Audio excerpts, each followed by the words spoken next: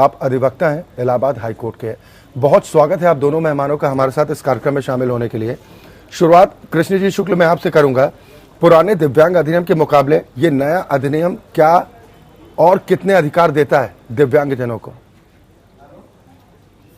इसमें नया अधिनियम में 2016 में जो अधिनियम पास किया गया है जी, अभी तक ये था कि जो शारीरिक रूप से अक्षम लोग थे उन्हें ही दिव्यांग माना जाता था जी। लेकिन नए कानून के तहत मानसिक रूप से अक्षम, भौतिक रूप से अक्षम, सुनने में, देखने में, शारीरिक रूप से अक्षम, किसी भी तरह के मेंटल डिसऑर्डर भी है तो उन सबको भी दिव्यांग कोटे में शामिल किया गया है। और उन्हें जो अभी तक नौकरियों में 3% आरक्षण मिलता था, अब उन्हें 4% सीटें आरक्षित करने का ये प्रावधान किया गया है। और अगर किसी भी दिव्यांग को कोई शिकायत है, उसकी सुनवाई नहीं हो रही है, तो हर जिले में हर कमिश्नरी में एक आयुक्त और हर जिले तक ये पहुंचाया जाएगा, एक मुख्य आयुक्त, और राज्य स्तर तक इसका गठन नियुक्ति करने का प्रावधान किया गया है। एक शिकायत अधिकारी हर जिले में होगा जो राजपत्रित रैंक का अधिकारी नियुक्त होगा, जो इन दिव्यांगों द्वारा जो नियमावली 2017 में बनाई गई है उसमें फॉर्मेट दिया गया है। अगर उसके तहत कोई शिकायत आती है तो उस शिकायतों का वो निस्तारण करेगा ताकि उसको दिव्यांग को कोई तकलीफ ना हो। इसके अलावा ये व्यवस्था की गई है कि जो भी सरकारी भवन होंगे, संस्थान होंगे, उसमें दिव्यांगों के प्रवेश करने के लिए उस प्रकार के ढाल दिए जाएंगे ताकि अपने वाहन से या किसी भी तरीके से वो वहां प्रवेश कर सके। तक से उसको ट्रीटमेंट की व्यवस्था होगी और उनके साथ कोई प्रकार का भेदभाव ना हो, इसके लिए व्यापक व्यवस्था की गई है। और अगर कोई चले बिल्कुल, और भी हम तमाम बारीकियों को समझेंगे और अपने दर्शकों से भी हम साथ साथ अपील भी करते हैं कि अगर किसी भी तरह की कोई कानूनी अड़चन, कोई कानूनी समस्या है तो आप हमारे साथ इस कार्यक्रम का हिस्सा बन सकते हैं। हालांकि आज का हमारा विषय दिव्यांग अधिकार अधिनियम 2016 के तहत मिले अधिकारों से संबंधित है। इससे संबंधित भी कोई प्रश्न है तो भी आप हमारे साथ इस कार्यक्रम का हिस्सा बन सकते हैं। नम्रता श्रीवास्तव जी, मैं आऊँगा, जिस कैटेगरी की बात अभी कृष्ण जी शुक्ल कर रहे थे, मैं जानना चाहूँगा कि आप दर्शकों को बताएं कि कैटेगरीज क्या क्या हैं, डिसेबिलिटी कैसे डिसाइड की जाती है? देखिए, पहली बात तो जो इस एक्ट के अंदर दिव्यांग हैं उनकी परिभाषा को बहुत डीपली डिफाइन किया गया है। और इस एक्ट के शेड्यूल के हिसाब से जो 1995 का हमारा एक्ट था उसमें सिर्फ 7 तरह की डिसेबिलिटीज़ लिया गया था, लेकिन इस एक्ट के अंदर 21 तरह की डिसेबिलिटीज़ को रिकॉग्नाइज किया गया है और उसको 5 कैटेगरीज में डिवाइड किया गया है। मैं उसको ब्रीफली यहाँ पे एक्सप्लेन करना चाहूँगी कि पहले जो पर्सनैलिटी या जो पर्सनल ह्यूमन बीइंग की जो बॉडी है उससे रिलेटेड किसी भी तरह की डिसेबिलिटी है, जैसे कि लोकोमोटर डिसेबिलिटी होती है या लेप्रेसी क्योर्ड व्यक्ति है और उसके बावजूद किसी भी तरह का अगर उसका जो अंग है वो उसको मूव करने में उसको प्रॉब्लम होती है, या लॉस ऑफ सेंसेशन है, या एसिड अटैक विक्टिम जिनका बहुत ही ज़्यादा जो असॉल्ट होता है उसके बाद दे गॉट डिसफिगर्ड, उनको इसमें ऐड किया गया है। इसके बाद सेकंड कैटेगरी जो इंटेलेक्चुअल डिसेबिलिटी होती है उसको लिया गया है।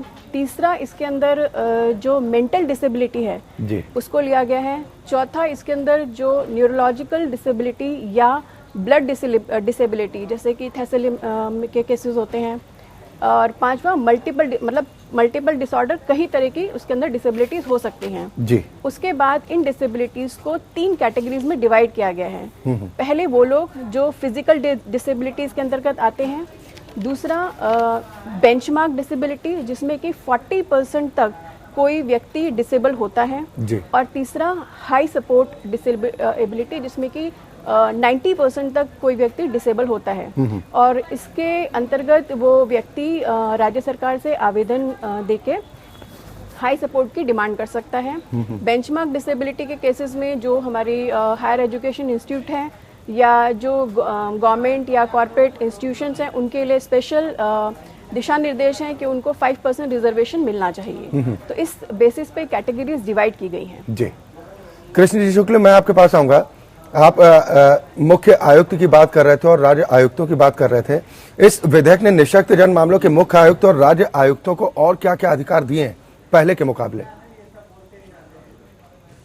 इसके पहले तो सबसे पहले एक शिकायत निस्तारण की नियुक्ति की करने का प्रावधान है जी। और कोई भी शिकायत अगर आती है तो शिकायत निस्तारण अधिकारी उसको सुनने करेंगे और उस पर निदान करेंगे। इसके बाद इसके खिलाफ फिर अगर कोई संतुष्ट नहीं है तो आयुक्त जो नियुक्त होंगे उनके यहाँ वो शिकायत कर सकते हैं और जो मुख्य आयुक्त हैं। और इसके अलावा एक कमेटी का गठन किया गया है जो परामर्शदात्री समिति होगी जी। और परामर्शदात्री समिति में जो एनजीओ होंगे जो इस विकलांग क्षेत्र में कार्य करते रहते हैं, ऐसे लोगों के भी लोग उसमें रखे जाएंगे और अधिकारी रहेंगे। विकलांगों की स्थिति और इनकी शिकायतों पे क्या उपाय हो सकते हैं उन सब पर भी विचार करेंगे और उनकी सलाह भी 2017 के जो नियमावली बनाई गई है उसमें काफी रूप से सबका बंद किया गया है। और इसमें एक खास बात हुई है कि 18 साल तक की उम्र के बच्चों को जो कि विकलांग हैं या दिव्यांग हैं उनको मुफ्त शिक्षा दी जाएगी। ये एक बहुत बड़ा कदम है कि उन्हें शिक्षा लेने के लिए पैसे की कमी नहीं खलेगी। शिक्षा की व्यवस्था की बात आपने कही है, क्या आपको लग रहा है कि कुछ कैटेगरीज भी इसमें तय की गई कि किन विद्यालयों में इन बच्चों को शिक्षा प्रदान की जाएगी या फिर किसी भी सरकारी विद्यालय में व्यवस्था लागू होगी? शुक्ला जी। नहीं, जैसे मूक और बधिर हैं, मूक बधिर हैं उनके लिए तो अलग से विद्यालय हैं क्योंकि सभी विद्यालयों में वो नहीं पढ़ सकते, ब्रेल लिपि के जरिए उनको पढ़ाया जाता है। लेकिन जो मेंटल डिसऑर्डर है वो उस ढंग से नहीं है तो उनके लिए भी कहा गया है कि अगर स्कूलों में उस जिले में ऐसे स्कूल नहीं है, स्पेशल स्कूल नहीं, विकलांगों के लिए स्कूल खोलने के प्रावधान किए गए हैं, अगर नहीं है तो जो सामान्य स्कूल हैं उसमें विशेष रूप से उनको तवज्जो देने के लिए कहा गया है कि उनको हम बच्चों की तरह न ट्रीट करके उनको स्पेशल रूप से उनको ट्रीट किया जाए और की जाए कि उनका विकास हो। इस ढंग से टीचरों को इसके लिए प्रशिक्षण भी दिया जाएगा और इसके लिए काम करेंगे। चलिए, बिल्कुल। औसाफ अहमद खान साहब भी हमारे साथ जुड़ गए हैं। आप अधिवक्ता हैं इलाहाबाद हाईकोर्ट की लखनऊ बेंच के। बहुत स्वागत है सर आपका भी हमारे साथ इस कार्यक्रम में शामिल होने के लिए। लेकिन एक कॉलर हमारे साथ जुड़ गए हैं, सबसे पहले उनका सवाल ले लेते हैं। धर्मपाल जी हमारे साथ हैं, बहुत स्वागत है धर्मपाल जी, क्या परेशानी है आपकी? चलिए, शायद संपर्क टूट गया है। लेकिन औसाफ अहमद खान साहब, आप कैसे देख रहे हैं पुराने अधिनियम के बजाय जो नया दिव्यांग अधिकार अधिनियम 2016 है, इसको आप किस नजरिए से देखते हैं? कितना सशक्त इससे हुए हैं दिव्यांगजन? जहां तक मेरा अपना मानना है कि ये जो है बिल्कुल अप टू डेट है और जो नेशनल और इंटरनेशनल कन्वेंशन है उनको पूरी तरह से ख्याल रखते हुए 2007 का जो जिनेवा कन्वेंशन है उसको सामने रखते हुए उसके ऑब्जेक्ट को पूरा करने के लिए 2016 में हमने इसको अडॉप्ट किया है जी।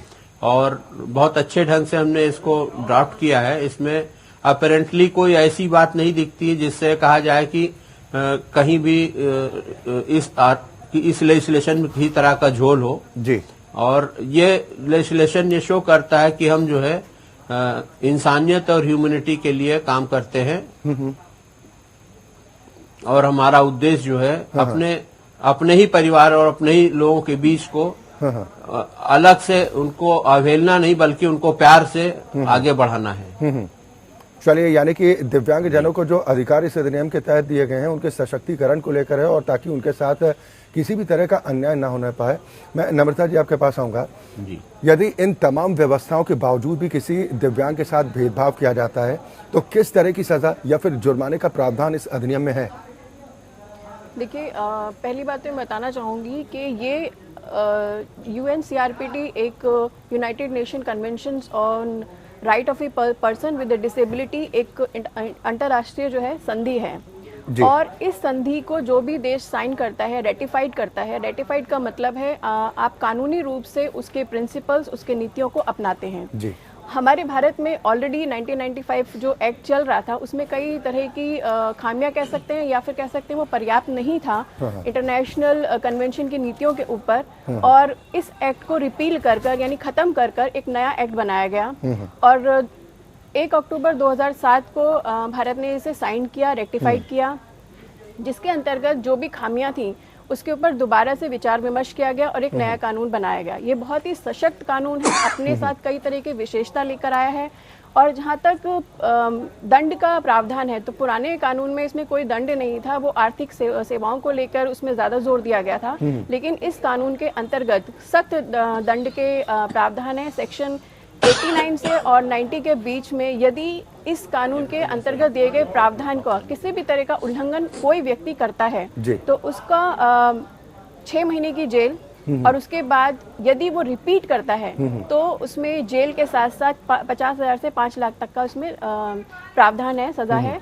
यदि कोई महिला के साथ किसी भी तरह की छेड़छाड़ करता है या दिव्यांग महिला है, उसकी लज्जा को हनन करता है या उसकी प्रेगनेंसी को टर्मिनेट करता है विदाउट हर कन्फर्मेशन, तो उसके लिए भी इसमें दंड का प्रावधान है। इसके अलावा यदि कोई कंपनी, कोई कॉर्पोरेट ऑर्गेनाइजेशन, कोई गवर्नमेंट एस्टेब्लिशमेंट अगर किसी भी तरह की धोखाधड़ी करती है या जो बेनिफिट्स व्यक्तियों को दिए गए हैं उस व्यक्तियों के बेनिफिट्स को धोखाधड़ी से मिसयूज करती है, तो उन व्यक्तियों के लिए भी इसमें दंड का प्रावधान है। इसके अलावा पहली बार इस एक्ट के अंदर की जो सबसे बड़ी विशेषता है कि जो एस्टेब्लिशमेंट है, जो निकाय हैं, उसके अंतर्गत निजी क्षेत्र को जोड़ा गया है और लगभग जितने भी निजी क्षेत्र हैं उन सब पर इस एक्ट के अंतर्गत जो धाराएं हैं वो लागू होती हैं।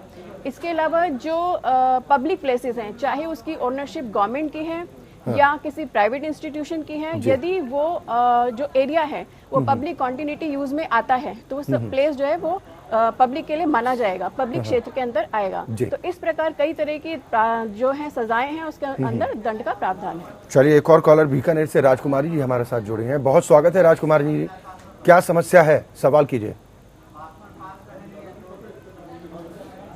राजकुमारी जी, आवाज पहुंचा रही है आप तक? चलिए, शायद संपर्क टूट गया है, लेकिन लगातार फोन लाइन्स आपकी टेलीविजन स्क्रीन पर है और जो नंबर फ्लैश हो रहे थे, नंबर्स पर कॉल करके आप हमारे साथ इस कार्यक्रम का हिस्सा बन सकते हैं।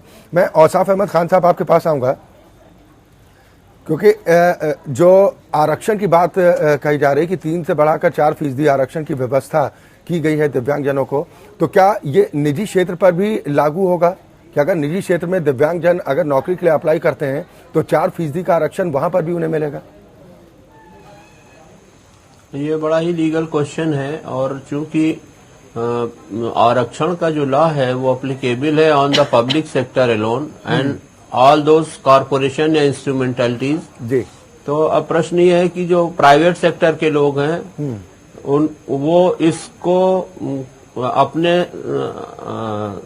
प्रैक्टिस में नहीं लेते हैं। वो कहते हैं कि नहीं, I will not follow this, हम जो हमारे लिए बेहतर होगा वो करेंगे। जी जी। इसके लिए हमें कानून रूप से एक कानून की दायरे में इनको लाना होगा और तभी ये पॉसिबल है।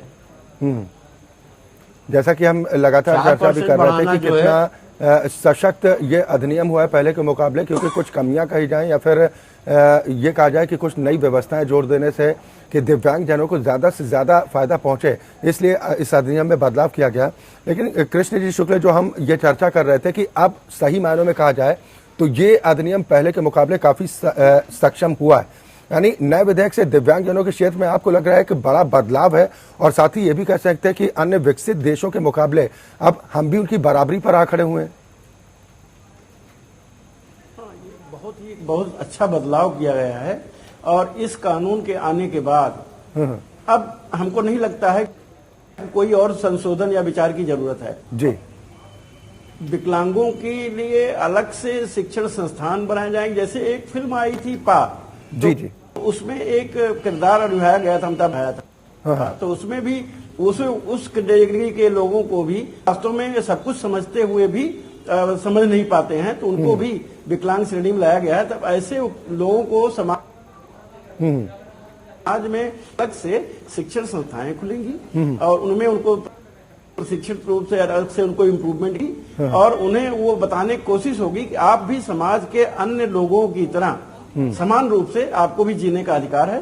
अगर उनके इलाज की कोई व्यवस्था हो सकती है उसके लिए भी वो व्यवस्था की जाएगी। रूल्स में सब प्रोविजन किए गए हैं कि डॉक्टर्स वहां विजिट करेंगे, उनका सरकार की तरफ से उनका इलाज भी किया जाएगा जी। एक तो पहले ही सरकार ने कह दिया है कि जितने नाबालिग होंगे उनको फ्री में शिक्षा दी जाएगी और अभी हमको और इसमें संशोधन होंगे जहाँ की ये कहा जाएगा शिक्षा में भी इनको सरकारी सहायता दी जाए, क्योंकि बहुत से ऐसे बच्चे ऐसे परिवारों में जन्म ले लेते हैं, जिनकी परवरिश ठीक से नहीं हो पाती, तो वो ग्रोन अप नहीं हो पाते। तो इस पर भी सरकार को अभी भविष्य में चलकर ध्यान देना चले, होगा। यानी कि आपको गुंजाइश मामले नजर आती है कि आने वाले वक्त में कुछ थोड़ी- और संशोधन भी किए जा सकते हैं। बड़े संक्षेप में नम्रता जी, फाइनल रिएक्शन में आपसे जरूर करना चाहूंगा, पड़ेगा, क्या क्योंकि अभी आपको तक, लग रहा है कि उच्च इम्प्लीमेंटेशन शिक्षा में को इसमें परिवर्तन शामिल आया नहीं पहले के मुकाबले, या अभी भी आपको लग रहा है कि कुछ ठोस कदम उठाने की जरूरत है, खासतौर पर मॉनिटरिंग की व्यवस्था? देखिए, इस एक्ट में काफ़ी कुछ है और काफ़ी प्रावधान है। जहाँ तक मॉनिटरिंग की बात है तो स्टेट लेवल पे, नेशनल लेवल पे और डिस्ट्रिक्ट लेवल पे एक एडवाइजरी बोर्ड इसमें बनाने की बात कही गई है, और उसमें 10 मेंबर्स में से 5 फीमेल मेंबर्स को ऐड किया गया है जो डिसेबल्ड होंगी। इसके अलावा जो सुप्रीम कोर्ट के निर्णय हैं उनमें कई आदेश ऐसे हैं, जैसे कि अभी एक केस हुआ था मानीफेलम वर्सेज IIT दिल्ली, जिसमें कि ऑनरेबल हाई कोर्ट ने उस बच्चे को जो कि 50% लोकोमोटर डिसेबल था, उसको ये आदेश दिया कि उसको दोबारा से एडमिशन दिया जाए और स्पेशल कोचिंग का प्रावधान किया जाए। इसके अलावा एक जगदीश वर्सेस मोहन का केस हुआ था, जिसमें कि 3 बेंच जजेस में जस्टिस दीपक मिश्रा की अध्यक्षता में जो उसकी डिसेबिलिटी थी उसको 90% कंप्यूट करके उसको 25 लाख का कंपनसेशन दिया गया। तो दंड का प्रावधान है, सुप्रीम कोर्ट बहुत सख्त है। इसके अलावा जो भी हमारे और आपके अधिकार हैं, जो मौलिक अधिकार है, सामाजिक अधिकार हैं, या जो भी सेवाएं यानी हैं, उसके लिए जागरूक होना भी बेहद जरूरी है कि ये सब अधिनियम तो इसका है। प्रावधान इसके अंदर दिया गया है।